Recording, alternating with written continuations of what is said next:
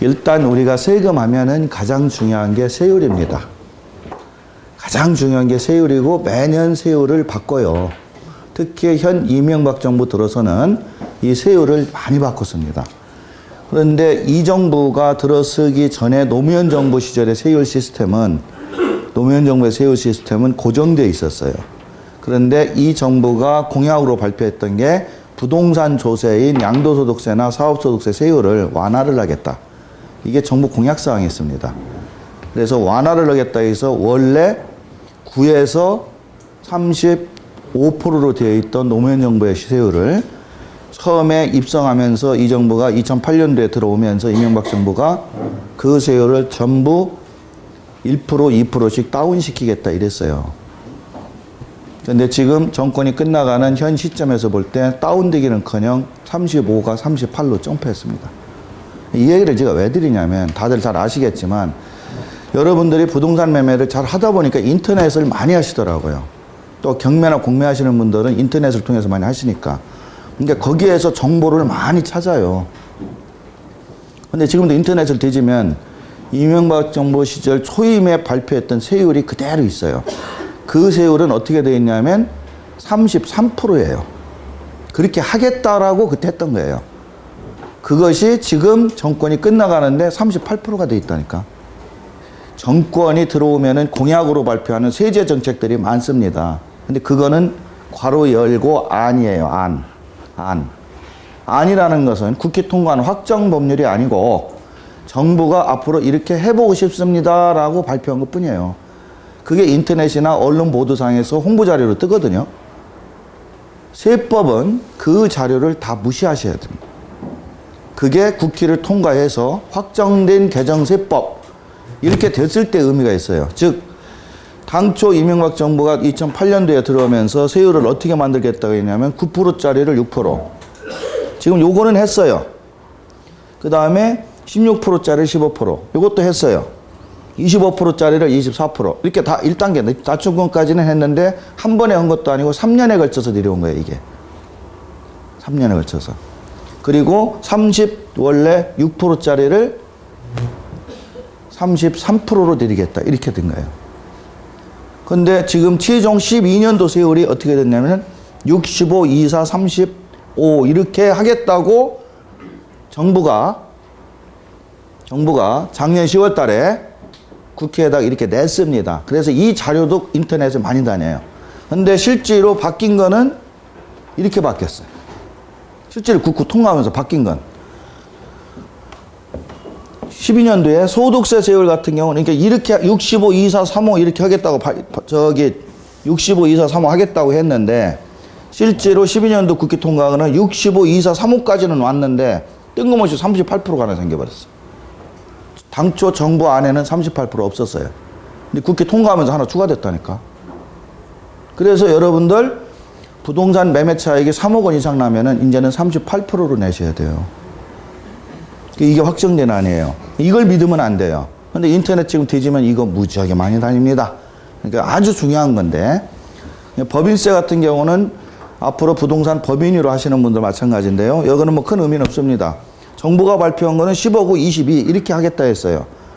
근데 국회 통과하면서 10, 20, 22 이렇게 잘라졌어. 그리고 200억 원 초과되는 거는 이렇게 하나가 생겼어요. 뭐 여러분들한테 중요한 건 아니에요. 어찌됐든 200억 원을 초과해 22니까 여러분들이 부동산은 웬만큼 큰 거 안 하면 200억 원은 남지 않겠죠. 200억 원 이하 차익은 최대로 맞아봤자 20%면 됩니다. 그래서 세율만 놓고 얘기하면 개인 사업자로 해서 매매 사업자가 된다 하더라도 3억 원 이상 과표가 나오면 38%까지 세금을 낼 수 있고요. 법인으로 가면은 20%면 된다. 이렇게만 딱 기억하시면 돼. 그러니까 18%의 차액을 내가 법인으로 운영해서 보전할 수 있겠다. 그러면 이것도 과감하게 하세요. 한두 번 하고 말 거 아닌 이상은. 근데 여기 오신 분들이 부동산 한두 번 팔고 말 분은 아닌 것 같아요. 한 10년은 하실 것 같아요. 그러니까 오래 할 것 같으면 괜히 양도세로 많이 낼 필요 없다. 가장 부동산 거래하면서 좀 이런 표현은 뭐한데요. 가장 조금 미련하신 분이 양도소득세를 세금 내는 분이에요. 그 다음에 그거보다 좀 절세하려고 애쓰시는 분이 사업소득세로 세금 내는 분입니다. 매매사업자. 그 다음에 좀 더 확실하게 하려고 하는 분은 법인사업자예요. 근데 저희가 법인사업자를 하라고 하는 이유는 서울에서는 하라고 안 해요, 제가. 이 지역별로 틀려요, 강의 내용이. 서울에 계신 분들은 제가 뭐 오늘 촬영이 있으니까 저기 대고 얘기를 해야 됩니다. 서울에 계신 분들이 법인사업자를 하려면 어떤 문제가 생기냐면 서울에다가 법인을 만들어야 하거든요. 자기 거주지에다. 그러면 서울 시내에 수도권에 법인을 만들어 놓으면 부동산 살 때 세배 중과당해. 그러면은 취등록세를 3배 중과당해버리면 나중에 이 세율로 조금 주는 것보다 더 나가는 경우가 있어요. 그래서 수도권에 있는 분들은 법인을 함부로 못 만들어요. 수도권 내에 있는 과밀억제권 내에 있는 법인이 본점 소재지의 법인이 부동산을 취득하면 세금을 많이 내고 집을 사야 된다. 이렇게 생각하시면 돼요. 근데 여러분 부산이잖아. 여러분 부산은 아니거든. 부산광역시는 이 동네 사하구가 됐든 해운대구가 됐든 편하신 데에다 법인 본점 소재지 내고 부동산 취득하면 중과 대상 법인이 아닙니다. 여기 지방입니다. 그러니까 법인으로 할 때 서울 분들이 가장 어려워하는 게 법인으로 하면 뭐해? 부동산 취득할 때 세금을 다 내야 되는데 그래서 못 하거든요. 근데 부산은 할 수 있는 여건이 돼 있는데 왜 안 넣는지 저희가 부산에 안 살아봐서 모르겠습니다. 그러니까 이런 경우까지도 과감하게 한번 생각해 보실 것. 어찌됐든 세율에 대해서는 위우는 게 중요한 게 아니고요. 이와 같이 개정될 때에 확정된 법률에 근거해서 세율 판단을 꼭 하셔야지 인터넷이나 이런 얘기를 듣고 하시면 안 된다는 거고요. 두 번째, 요거는 올 12월에 개정된 건 아니고 작년 6월 달에 개정된 겁니다. 7월 1일자로. 타이틀이 어떻게 됐냐면 허위계약서 작성 시 양도세 비과세 감면 제한. 뭐 어렵습니다, 용어가. 근데 이거 쉽게 얘기하면 이런 얘기예요. 교재는 264쪽이에요. 이거는 꼭 체크를 해놔야 돼요. 부동산 거래 많이 하시는 분들 특성이, 특히 경매하시는 분들 제가 보니까 단타를 치어야 되는데 옛날 같으면은 다운계약서, 업계약서 이런 게 좀 있었던 것 같아요. 그래서 그거에 의해서 매매 차익을 줄이신 것 같습니다.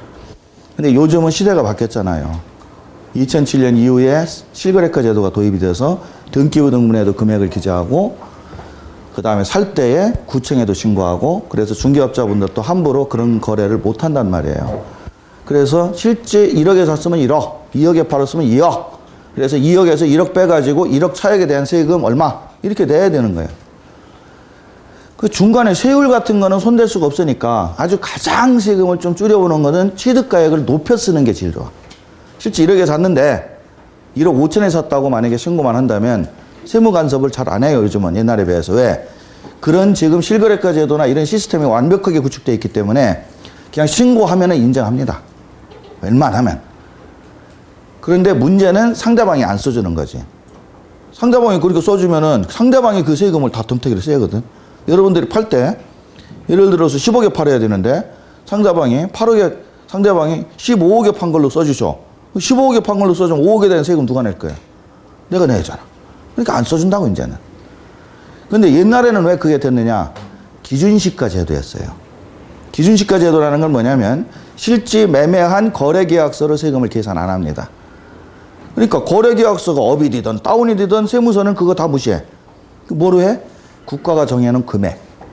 일종의 여러분들 인터넷 뒤지면 공동주택 공시가격, 개별주택 공시가격, 땅으로 얘기하면 개별 공시지가 이런 거의 기준시가인데 그 숫자는 국가가 임의적으로 딱 정해놓은 거예요. 그래서 아파트를 팔았다, 실제 10억이다. 근데 아파트에 대한 국가가 정해놓은 가격이 5억이다. 그럼 5억으로 계산하는 거예요, 그냥. 그럼 10억짜리 계약서 나중에 나오면 어떡하냐? 나와도 못해. 법이 그렇게 되어 있으니까. 기준시가로 계산해라. 이렇게 되어 있기 때문에 실제 10억짜리 계약서가 오픈이 되어도 그걸로 세금 때릴 수가 없는 거예요. 이게 기준시가 시스템이었어요. 이 시절에는 여러분들이 막 이렇게 금액을 조절해서 써도 세무 간섭이 없었죠. 근데 지금은 안 그렇다는 얘기예요. 그러다 보니까 서울에서 아시는 클라이언트 중에 한 분이 경매를 좀 많이 하시는 분인데 진짜 그분은 한 달에 대여섯 건 하니까 연간 따지면은 한 6, 70건 하는 거는 거의 어떤 때는 100건 가까이도 하시는 것 같아. 근데 이상하게 매매사업자를 안 내. 근데 상담해보니까 매매사업자 내봤자 소용없어요. 서울에 있는 것만 집중적으로 하세요. 재개발지역, 산동네, 서울 근교, 수도권 내. 지방에 있는 걸 하게 되면 매매사업자라고 하면 심플한데 서울에 있는 것만 집중적으로 하는데 살 때 벌써 팔 사람 대놓고 사시더라고. 그러니까 사서 얼마 올려서 얼마 파는 게 나와 있어요. 그러니까 세금까지 나와. 예를 들어 요거를 1억에 요번에 매입하는데 1억 5천에 지금 누가 살 사람이 있다 이거야. 5천만 원 남는데 사서 믿음기 전면 안 되니까 한 1년 이내에 넘겨야 됩니다. 그러면 2,500 세금 내야 하잖아요. 너무 아파. 그럼 매매사업자 해도 소용없어. 그러니까 어떻게 하냐? 살 때 그런 산동네에 가서 비과세 되는 사람 집만 골라서 사. 비과세 되는 사람 집만. 그러면 1억에 사면서 1억 5천으로 계약서 쓰는 거예요. 그러면 1억 5천에 산 것을 1억 5천에 다시 팔았으니까 이 사람은 세율이 50% 아니라 100%를 해도 차익이 제로니까 세금이 없어. 맞죠? 그러면 비과세 되는 사람은 1억에 써주나 1억 5천에 써주나 문제가 된다 안 된다? 안 된다. 왜 안 되냐? 이런 법이 나오기 전까지는요. 비과세라고 하는 거는 거짓말을 해도 비과세요. 자기가 원래 1억에 팔았어요. 근데 1억 5천에 업계약서 썼어. 그래 나중에 이게 세무관세, 세무당국에 적발이 돼가지고 너 왜 1억 5천 썼냐? 허위계약서 쓰지 않았냐? 그러면은 허위계약서에 대한 벌금 규정은 있을는지 몰라도 세금을 두드릴 수 있는 근거는 없어요. 왜? 1억 5천으로 계산을 해보거든요? 1억으로 계산해보거든? 1억으로 계산해도 비과세, 1억 5천으로 계산해도 비과세, 9억 원을 초과하지 않는 한은 역시 비과세네. 그러니까 그 사람은 당당한 거예요. 그래서 요새 사람들이 어떤 사람들인데요. 예를 들어서 1억에 사면서 1억 5천 써주세요. 그러면 그냥 써줍니까? 그분도 알아볼 때 다 알아봅니다. 근데 1억 5천으로 써달라고 할 때는 그냥 써주겠습니까? 뭔가 주고받는 게 있지. 기브 앤 테이크가 있더라고. 그 속사정엔. 그런데 이렇게 쌍방간의 거래를 싹 합니다. 그러니까 세무당국에서 나중에 보니까 세금을 추적을 못하니까 이런 제도를 만들어버린 거야. 안 되겠다. 이 원인이 뭔가 하고 봤더니 써주는 사람이 있으니까 이게 이런 거래가 생기는구나. 그러니까 써주는 사람한테 뭔가 망치를 조제하겠다. 근데 현재 제도로는 세금을 못 매기니까 예를 들어 비과세라 하더라도 그렇게 허위계약서를 잘못 써주면 요거하고 계산해서 마치 이 중에 적은 걸로 때리겠다. 비교과세가 대개가 많은 걸로 세금을 때립니다. 근데 요거는 조금 그래도 좀 유연한 자세를 취해서 요거 비교해서 작은 걸로 때린답니다. 자, 그럼 방금 그분 계산해 봅시다. 그분이 원래 살 때는 5천에 샀다고 그래 봐요. 그래서 1억에 한 5년 정도 가지고 있다가 1억에 판다. 이렇게 가정을 합시다. 그러면 5천에 사서 5년 정도 가지고 있다 1억에 판다고 그러면 비과세인데 3년 이상 됐으니까 지금 요거는 비과세를 적용 안 한 경우에 산출세예요. 즉 비과세가 아니라고 가정하고 세금을 계산해 보자는 얘기예요. 그러면은 5천과 1억의 차액인 5천. 장기보유 특별공제 5년 됐으니까 15%. 그런데 8%짜리 갖고 되겠죠. 1주택이니까. 그럼 5, 8에 40. 40%를 5천에서 공제합니다. 그러면은 5, 4, 20, 2천만 원 빼겠죠. 그럼 3천만 원. 3천만 원에 대한 양도소득세를 계산한다. 약 15% 됩니다. 그러면은 3천만 원에 15% 계산하면은 150, 300, 약 400 정도 될 거예요. 일부 공제되니까. 그러면 5천에 사서 1억에 팔았다 그러면은 지금 요번 만약에 비과세가 아니라고 하면 400. 그 다음에 매매계약서의 거래가액과 실제 거래가액과의 차액. 1억과 1억 5천의 차액. 5천. 5천으로 때리면 너무 하잖아. 그래서 작은 걸로 해서 요걸로 세금 때리는 거예요. 어찌됐든 그렇게 쓰셨다. 비과세인데 그러면 그 사람도 나중에 걸린다. 이런 의미를 하겠습니다. 가면도 마찬가지고요. 근데 이 제도가 엄청나게 이 제도를 만들고 과세관청에서 홍보를 하고 있습니다. 절대로 그런 업다운 그냥 쓰지 마세요. 그러는데 이 제도가 도입되면은 어떨까요? 여러분들 생각엔 그런 분들이 더 노출이 많이 될까요? 안 될까요? 제 개인적인 생각엔 이렇습니다. 그런 거래가 이루어졌을 때 세무서에서 그것을 적발해서 과세할 수 있는 경우는 조사하지 않고는 몰라요.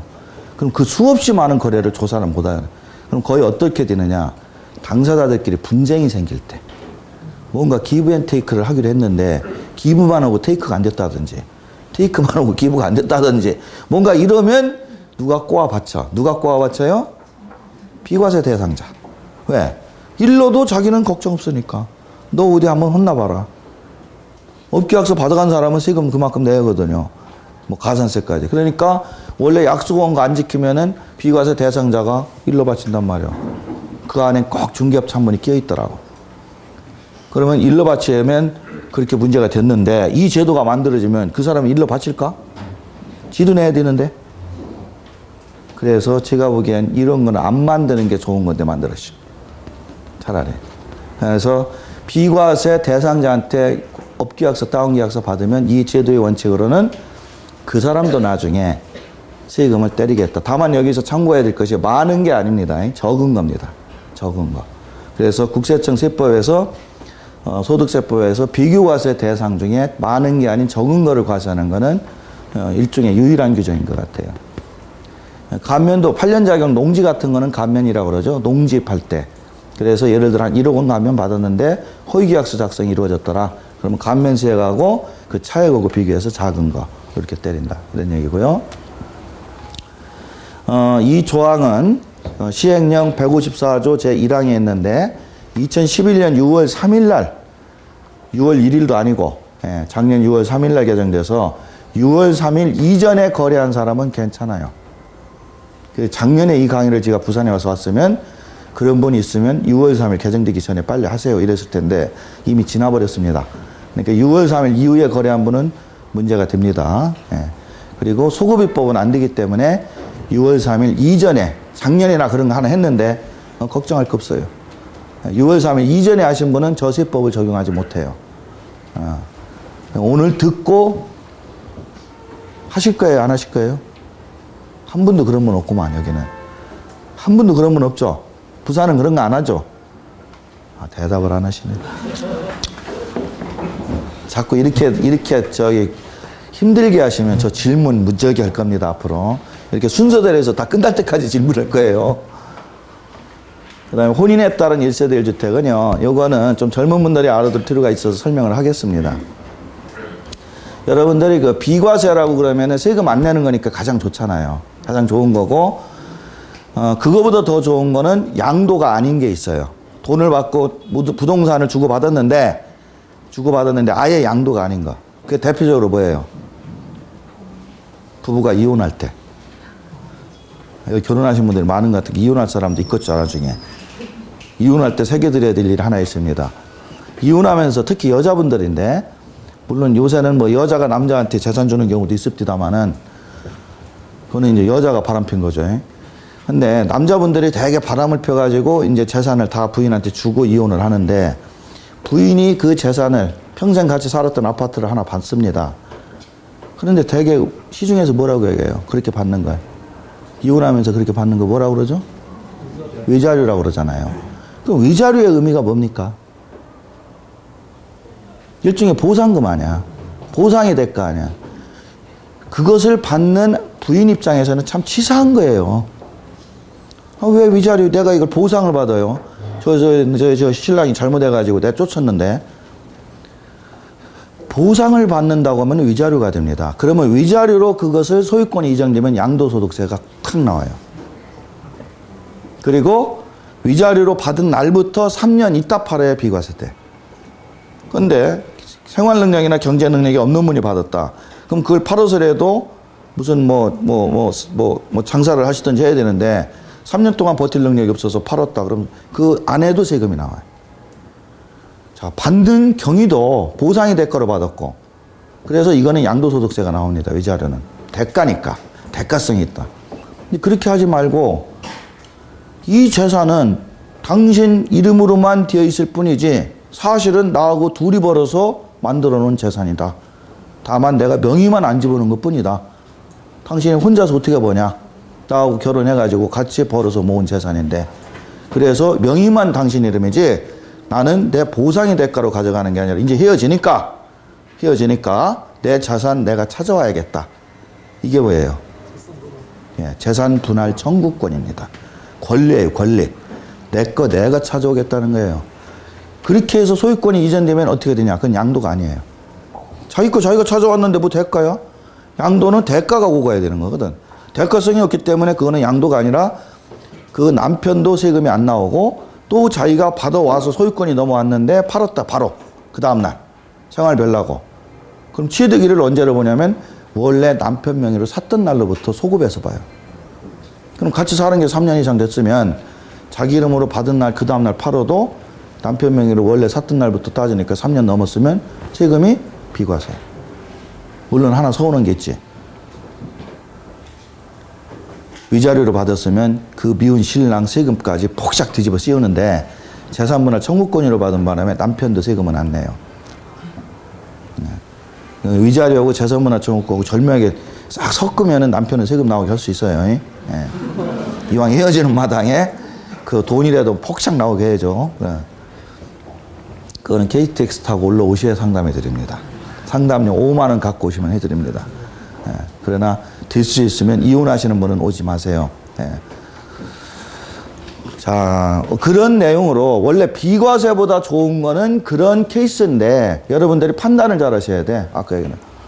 근데 비과세 중에서도 특례조항이라 해서 3년 이상 보유하겠다고 집을 팔면 비과세인데 3년이 있다 팔 때 집이 한 채라는 게 대전제예요.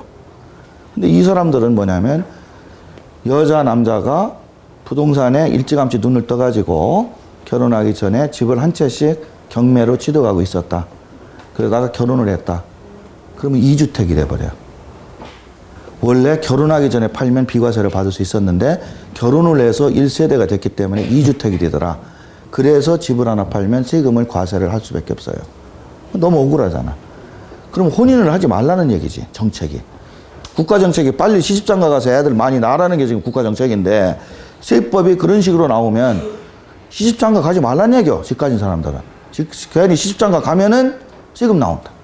그래서 특례원칙으로 그런 경우에는 5년 이내에 파는 것은 비과세 해준다. 이렇게 해놨어요. 원래는 2년이었어요. 그러다가 3년, 그 다음에 5년까지 지금 연장이 돼서 처녀총각이 집 한 채 경매에서 하다가 만났습니다. 경매학원에서. 눈 맞아서 결혼했어요. 그렇다 하더라도 신랑 거가 됐든 신부 거가 됐든 먼저 파는 집은 5년 이내만 팔면 비과세 해줍니다. 그런데 이 고전적인 세법의 원칙은 당사자가 집을 소유권을 가지고 있어야 돼. 남자 여자의 당사자가 자기 이름으로 등기된 집을. 근데 요즘 시대가 바뀌어서 예를 들어서 어르신이 있는데 아버님 어머님 있는데 뭐 여자 쪽이 됐든 남자 쪽이 됐든 연세가 많아가지고 모시고 살아야 됩니다. 효녀 효부예요. 그런데 모시고 살아야 되는데 자기 이름으로는 집이 없습니다. 근데 자기 아버지 이름으로는 집이 한 서울에 있는 요새는 타워팰리스보다 더 비싼 게 뭔지 아세요? 도곡동 동부센트레윌이라고 있습니다. 타워팰리스는 오히려 많이 떨어졌고요. 도곡동 동부센트레윌은 한 30억 가요. 집 한 채가 빌딩 값이에요. 근데 그거를 아버지가 갖고 있네. 아버지가 재산을 물려주진 않아. 근데 나이가 한 80 넘으셔가지고 이제 내일 모레 돌아가실 것 같은데 그 아들이 아버님을 모시고 산다. 그러면 소유권은 아버지 이름으로 돼 있고 아들은 무재산이에요. 근데 그 아들의 연애하는 여자친구가 집이 하나 있어요. 결혼을 했습니다. 결혼을 해서 이 집에 들어오면은 1세대 2주택이 돼요. 시아버지 집, 며느리 집. 신랑 신부가 딱 되면은 2주택이 되어도 집을 팔 때 비과세 되는데 지금 같은 경우는 시아버지하고 결혼한 게 아니거든. 시아버지하고 결혼했으면 시아버지가 신랑이 되잖아요. 시아버지 집, 자기 며느리 집. 이런 경우에 뜻이 가상찮아요. 따로 나가서 안 살고 모시고 살잖아. 돌아가실 때 집은 줄지 안 줄지는 모르는 거지. 이 양반이 돌아가실 때 잘 못 모시면 둘째 아들 줄 수도 있는 거요. 좌우지간 모시고 사는 가상어잖아. 그래서 이번 개정세법에 그런 경우도 비과세를 해준답니다. 그러니까 아직 미혼이신 분들 그 당사자가 집이 있냐 없냐만 따지지 말고 당사자의 부모님이 집이 있더라. 결혼해서 모시고 살아도 나중에 비과세 받을 수 있습니다. 그래서 이거는 시집장가가라고 만든 법. 애들 많이 낳으라고 만든 법입니다.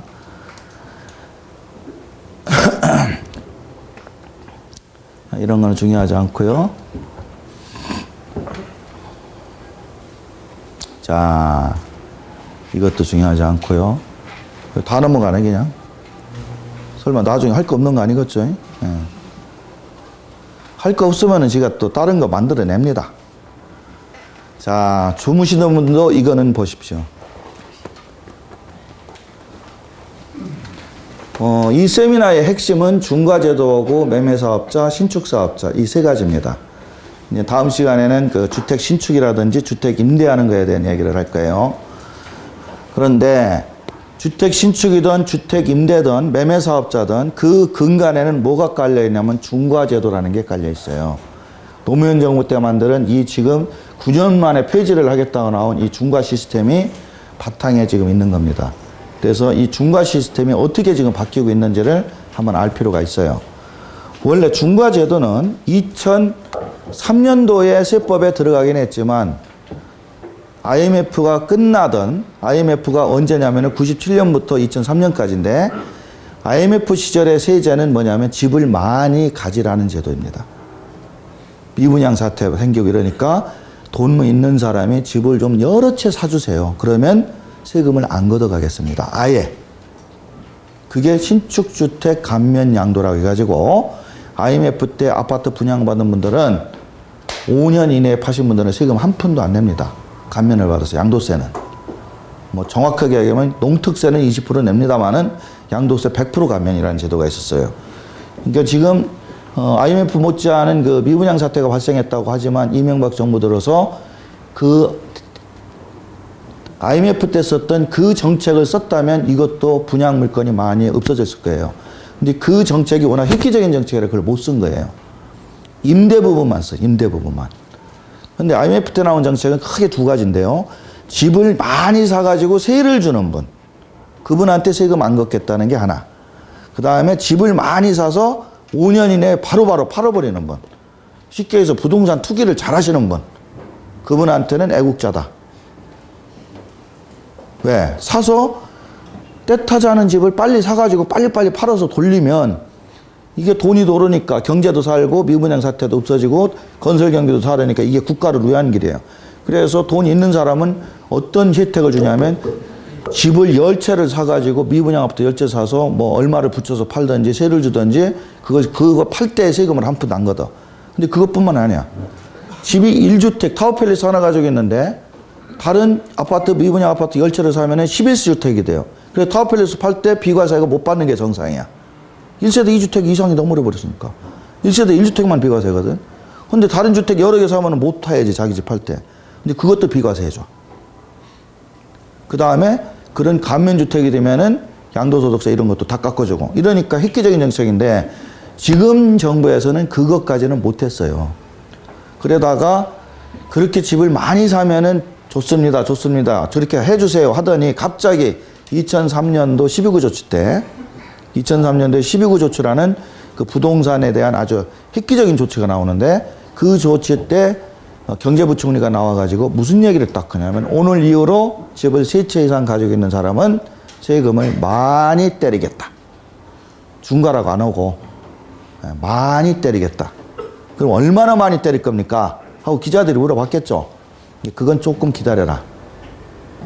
그래가지고 2003년 연초부터 말 나오던 집 3채 이상에 대해서 결국 12월 말일날 입법화를 하는데 60%라는 말이 들어갑니다. 그래서 이제 공산주의 세금이다, 뭐 세금 폭탄이다 이런 말이 나왔죠. 그래서 원래 2003년도에 나온 그 3주택 이상자에 대해서 60% 세율로 세금을 때리는데 요것만 하고 말지. 물론 이거는 대한민국에 집 3개 있다고 다 60%는 아니에요. 수도권에 있다든지 부산시 같은 경우도 구 단위에 있는 거 서구, 남구, 사하구 뭐 이렇게 해운대고 이런 구 지역에 있는 집들이 3개 이상이다. 이런 거지 지방주택은 배당이 없었어요. 이것만 하고 말았으면 좋은데 2005년도 831 부동산 대책이라는 것을 발표하면서 노무현 정부가 집 2채도 50%. 그래서 이게 한 번에 나온 게 아니에요. 2003년, 2004년, 2005년 2005년도에 집 두 채 50%, 비사업용 토지라 해서 여러분들이 시골에 농사 안 지는 땅 가지고 있는 거. 이런 것들 또 60%. 이 세 개를 2003년 12구 조치 때부터 나왔으니까 2003, 2004, 2005, 2006 거의 4년 동안 임기 내내 이것만 떠들어. 그래가지고 2007년 1월 1일부터 실거래까지 도 도입해오는 것과 동시에 50, 60이 그대로 적용이 됩니다. 그러니까 여러분들 2007년부터 부동산 경기 못 팔죠. 이런 분들 지금 못 판다고. 어떻게 50, 60을 내고 팔아? 집을 10년 가지고 있어도 장기보유 특별공제 한 푼도 안 해줘. 세율은 이렇게 반 이상 걷어가고. 이런 시스템이니까 부동산 투자하는 분들 중에서 어떤 사람이 제일 치명타냐? 경매, 공매하는 분들입니다. 경매하는 분들 집이 두 채, 세 채, 무수히 많을 수밖에 없잖아요. 어떻게 하나 사서 하나 팔고, 하나 사서 하나 팔고 이렇게 합니까? 그렇게 집이라는 게 그렇게 팔리고 하는 게 쉬운 게 아니니까. 그러니까 이 제도가 나오면서 가장 큰 타격을 받은 분들이 경매하시는 분들이고, 부동산 매매하시는 분들이었어요. 그분들이 주로 주택 위주로 했으니까. 땅도 이제 걸리고. 그러면서 이제 특별히 서울은 강남, 서초, 송파 이런 데는 10% 더 때리겠다 이런 얘기도 나왔는데, 부산은 해당 사항이 없었고요. 2007년, 2008년, 2년 동안 이게 적용됩니다. 딱 2년. 그리고 임기 끝나서 물러났어요. 그 다음에 이명박 정부가 2008년에 입성하면서 이거 없애겠다. 근데 지금 끝날 때까지 없어지진 않았어요.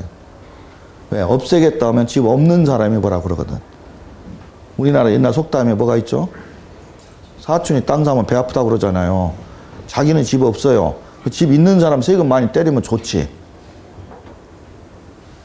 그러니까 그 사람도 투표할 때는 한 표고, 집이 10채 가진 사람도 10채 가졌다고 표 10개 주나? 그러면 아마 이거 진작에 없어졌을 거예요. 그러니까 정치하는 사람들이 이걸 못 없애요. 근데 문제는 이 세율 때문에 부동산 경기도 그렇고 건설 경기가 여러 가지 문제가 되니까 이걸 없애긴 없애야겠는데 해서 고민하고 나온 게 2009년도가 이제 이명박 정부가 2008년에 들어와서 1년 동안 고민하다가 2009년 1월 1일 날 국민들이 원하니까 발표를 했습니다. 그때 어떻게 발표를 했냐? 요 2주택자 50%는 6에서 35 일반 세율로 낮춰서 과세하겠다. 그런데 폐지 이렇게는 못하고 단 1년 9개월만, 즉 2009년 3월에 발표할 때 2009년 1월 달에 발표할 때 2009년하고 2010년 이렇게 2개년도만 폐지는 못하고 완화죠. 완화. 임시 잠정 유예하는 겁니다. 그러면서 세율을 요거는 6에서 35, 3주택 60은 45, 15% 다운해졌어. 비사업용 60은 그대로 60. 이게 1월 1일 날 발표된 세율책이에요. 그러면 이런 집을 가지고 고대고대 하던 분들이 있었어요. 팔긴 팔아야겠는데 집값은 안 올라가고 대출이자 안 올라가고 팔자니 세금 때문에 못 팔았는데 기대 하던 분이 이렇게 발표가 딱 나니까 바로 그 다음에 한숨만 나오죠. 확 줄여야 되네, 안 줄으니까. 그래가지고 그때부터 3월 15일까지 1월 1일에서 3월 15일까지 무지하게 시끄러웠습니다. 폐지한다고 그러더니 폐지는 안 하고, 그럼 줄여주려면 확실하게 줄여주든지 60을 45로 줄이면 15% 줄여봤자 그게 그거지. 그래가지고 3개월 동안 언론하고 난리를 치더니 3월 16일 날 그때 이렇게 바뀝니다. 일반 세율로 다 바뀌어요. 3주택자도 6에서 35, 비사업용 토지도 6에서 35. 단 장기보유 특별공제는 안 해준다. 그리고 장기보유 특별공제는 안 해주고 이것이 폐지가 되는 게 아니니까 2010년 12월 31일까지만 적용한다. 그리고 2010년도까지 사는 사람에 대해서는 이렇게 유예를 해주나. 그러나 2010년도 지나버리면 이제 또 중과자도 부활해서 세금 때리겠다. 이렇게 나온 거예요. 그 여러분들이 헷갈릴 수밖에 없게 되죠. 그러면서 뭐가 나오냐면 매매사업자에 대해서 제재 조치가 나옵니다. 요렇게 바뀌니까 요런 물건들은 요렇게 해당됐던 물건들을 양도소득세로 이렇게 내라고 하지만 원래 1년이 안 되면 50이고 2년이 안 되면 40이고 2년이 넘을 때만 이거예요. 여기다 쓰진 않았지만 2년이 넘을 때만. 그러니까 이런 물건을 매매사업자가 팔면 똑같이 양도세로 때리겠다. 50, 40. 첫 시간에 강의한 거. 그걸 뭐라고 한다? 비교과세라고 한다. 그렇게 만들고 법인은 그러니까 이제 이걸 부동산 투자를 많이 하는 분들은 세금이 엄청나게 세니까 어떻게 도망가냐면 아 그래? 그럼 법인으로 하지 뭐. 그럼 법인세는 10에서 20%니까. 그러니까 또 한마디 더 합니다. 법인으로 이런 물건 사고 팔면은 30% 업시키겠다. 그래서 법인은 30% 추가과세라고 그래. 매매사업자는 비교과세라고 그러고. 그래서 이 시절에는 법인을 해도 지금도 마찬가지인데 바뀌어요 이게. 끝까지 들으셔야 돼요. 법인을 해도 이 시제는 법인세 10% 낼 사람이 40% 내야 되고 20% 낼 사람이 50% 내야 돼. 그래서 세금 계산하면 이거나 똑같아 중과나. 그러더니 법인 30%는 살고만이 없앴어요.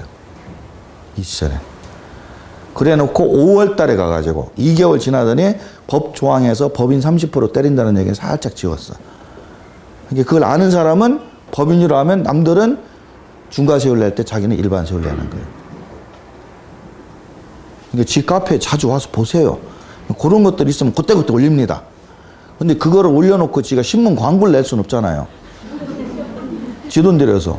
아니, 제 돈 들여서 할 수도 있어요. 근데 절 잡아간다니까. 잡혀간다고.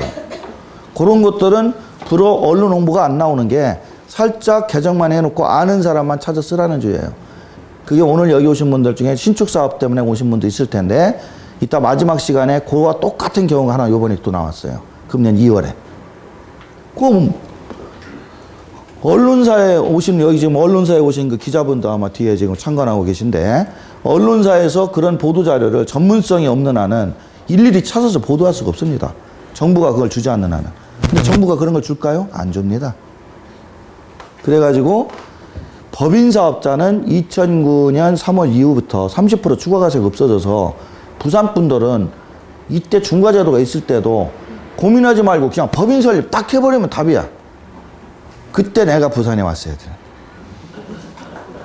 한 3년 전에 부산에 왔어야 되는데 그때 와가지고 부산에 있는 분들은 법인 설립하셔도 과밀억제권이 아니기 때문에 부동산 취득할 때 중과제도에 적용을 안 받고 또 요번 5월달 기준으로 법인세 추가과세 30% 제도도 삭제가 됐으니 부동산 경매하고 매매하시는 분들 걱정 말고 법인으로 사고 파십시오. 이 얘기를 와서 했으면 히트를 쳤는데 서울서는 그게 안 통해. 법인을 설립하세요.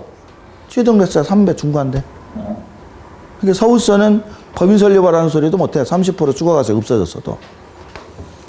이런 식으로 갔던 부분입니다. 이것이 임기 4년, 노무현 정부 때 4년, 그 다음에 이명박 정부 4년에서 거의 8년 동안은 유지를 해왔는데 2010년 12월 31일이 되니까 이제 골치 아파졌잖아.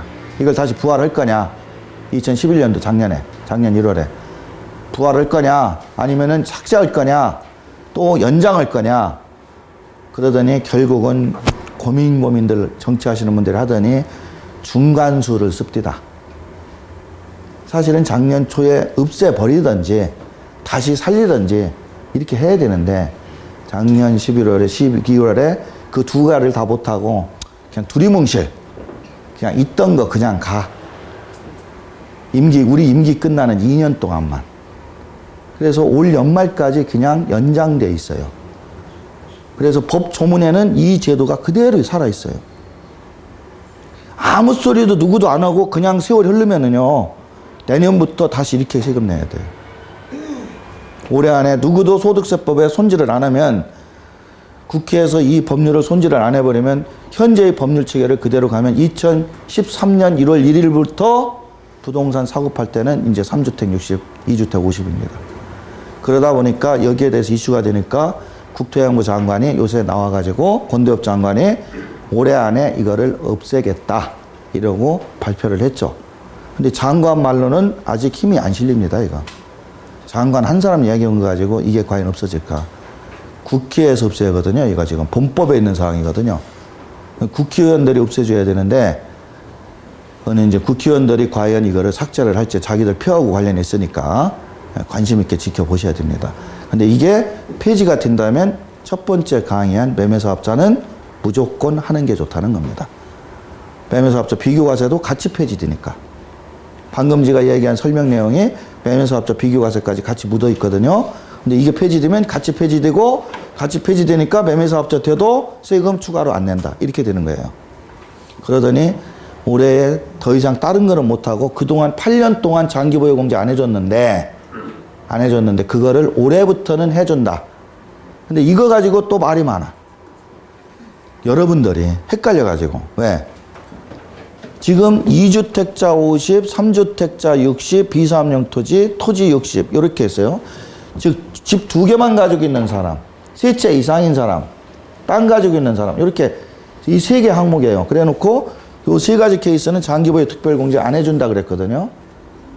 그것을 법에서는 어떻게 썼냐면 이게 보이시는지 모르겠는데 지금까지 법에서는 법문을 보면 장기보유 특별공제 적용 배제, 장기보유 특별공제 안 해주는 사람 해놓고 1세대 2주택 이상 비사업용 토지, 미등기 양도자산 이렇게 3개를 써놨어요. 그럼 1세대 2주택 이상 하면은 2채만 있는 사람도 안 해주는 거고 3채 있는 사람도 안 해주는 거고 3채, 2채 있는 사람도 안 해주는 거예요. 맞죠? 그래 놓고 올해 법이 바뀐 걸 딱 보니까 1세대 2주택 이상은 없어져 버렸어. 법에 안 해줍니다 이런 얘기 안 써요. 해줍니다 이런 얘기 안 쓴다니까. 그러니까 없어져 버렸어 그냥. 그러면 적용 안 합니다, 적용 못 합니다 해놓고 없어져 버렸다는 얘기는 이제 해준다는 얘기 아니요. 그렇게 이해하면 돼요 그냥. 그리고 적용 배제하고 뭐가 써있냐면 비사업용 토지하고 미등기 양도자산 이건 써있어. 그러면 무슨 얘기요? 땅은 안 해주고 주택은 해주는 거예요. 근데 이걸 잘못 착각해가지고 거꾸로 하는 사람도 있고 되게 어떻게 알고 있냐면 작년까지 안 해주던 장기보유 특별공제를 올해부터는 땅이든 집이든 다 해준다더라. 그러니까 작년에 내가 장특공제 시골에 있는 임야 또 농사 안 짓던 땅들 30% 공제 못 받으면 세금 몇천 더 냈어야 되는데 올해부터는 해준다니까 덥석 팔고 오는 분이 있어요. 땅은 안 해준다니까. 그럼 그 말이 어딨냐? 그 말 없지. 안 해준다는 말이 없지. 그럼 어디 있습니까? 법에 그냥 작년 법이 올해도 똑같이 있는 거예요. 그러니까 작년에도 안 해줬으니까 올해도 안 해주는 거라니까. 근데 땅 팔고 와서 언론 뉴스 보니까 중과제도도 없어진다고 하고 올해는 일단 장기보유 특별공제는 다 받는다고 하던데 하고 땅 팔고 오는 분이 있다는 얘기죠. 그렇게 해석하면 안 돼요. 딱 주택만 없어졌어요. 그러면 다시 봅시다. 여기서 2주택 이상자니까 2주택자도 이제 해준다는 거고 장특공제를 3주택 이상자도 해준다 안 해준다? 해준다. 2채가 되든 3채가 되든 10채가 되든 집은. 근데 비사업용 토지는 어떻게 해준다 안 해준다? 안 해준다. 그러니까 땅 팔려는 분 조금 더 기다리세요. 조금 더 기다리면 폐지는 안 되더라도 여기에서 싹 삭제만 되면 돼요. 이거 비사업용 토지라는 말만 지우개로 싹 지우면 그날 이후부터는 30% 공제 받습니다. 그래서 요 세법은 그렇게 해석을 하셔야 되고요. 매매사업자와도 관련 있고 그런 내용들입니다. 그래서 지금 여러분들한테 보여드린 이 장특공제나 이런 부분들은 뭐 전문 용어라 좀 어렵게 느껴질 수도 있겠지만 결론적으로 얘기해서 현재 장기보유 특별공제만 주택은 해준다고 그러면 주택에 대한 중과제도는 이미 없어진 겁니다. 왜? 장기보유 안 해주고 세율 높였던 것을 세율 낮추고 장특공제 해주니까 집에 대해서만큼은 이제 중과제도가 폐지된 거와 똑같아요, 현재. 이 제도를 계속 10년, 20년 연장하면 폐지된 거와 똑같아요. 근데 말이 그렇지 법을 만드는 사람들이 이걸 연장을 계속 지금 2번 해서 4년 했는데 또 연장한다는 건 말이 안 됩니다. 그러니까 이제 적당한 시점에 이걸 없애야 돼요. 그러면 다시 소급해서 다시 살릴 거냐? 살리는 거는 아무 소리 안 하고 있으면 내년에 다시 다 사는 거예요. 이런 모든 규정이 2012년 12월 31일까지입니다. 올 연말까지만 적용되는 거예요. 그 규정을 누구도 손을 안 대면 내년부터 다시 이렇게 된다. 그렇게 이해하시면 되고요. 조금 쉬었다가 임대주택에 대해서 설명을 드리겠습니다. 요즘 임대주택에 대한 관심이 많죠.